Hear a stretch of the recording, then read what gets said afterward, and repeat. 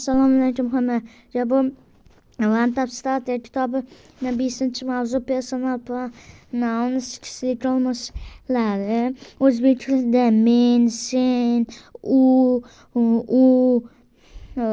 biz, sizlar, senlar, ular, ya'ni I bu men degani, you sen, he she u o'g'il bolaga nisbatan, she u o'g'il bolaga nisbatan, it u jonsizga nisbatan yoki hayvon, we biz, you senlar, they ular. Ani yozilgan. Xo'p. Shunda shu bo'yicha mashg'ulot qilamiz. Birinchi mashqda aytgan. Birinchisi he qilgan. Ikkinchisida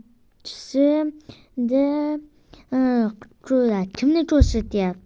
Kimni ko'rsatayotgan bo'lsa o'shani belgilaymiz. 3da ham esa ikkinchi mashqda Maria kim bo'lar? She bo'lar.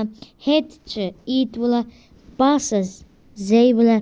Keyin agar jonsiz bo'lib lekin ko'plik bo'lsa ham they bo'lar. You and I we bo'lar. Boy he bo'lar.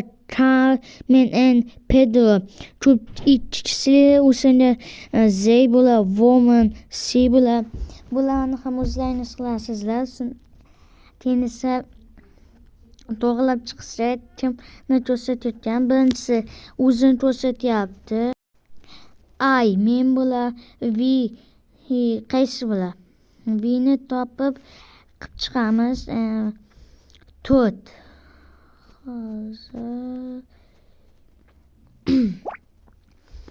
to'rtda ikkita qush nimaga kiradi? Zga kiradi. Doktor Cga kiradi.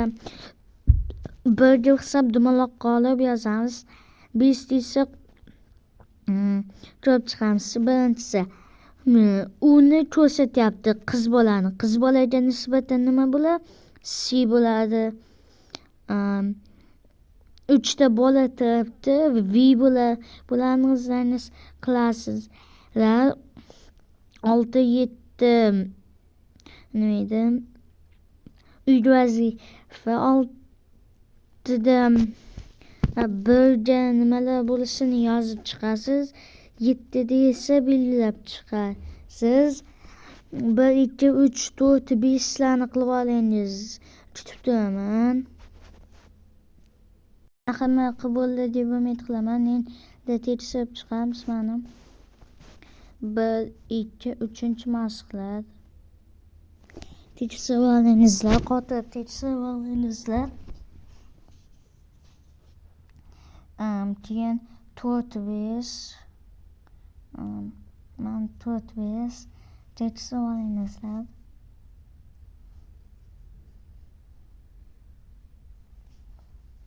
Tekshirib bo'ldilaringiz deb o'ylayman. 6 7 uyga vazifa bo'ladi. Keyingi mavzumiz the verb to be bo'lar. Hammaga xayr, keyingi darsgacha. Goodbye.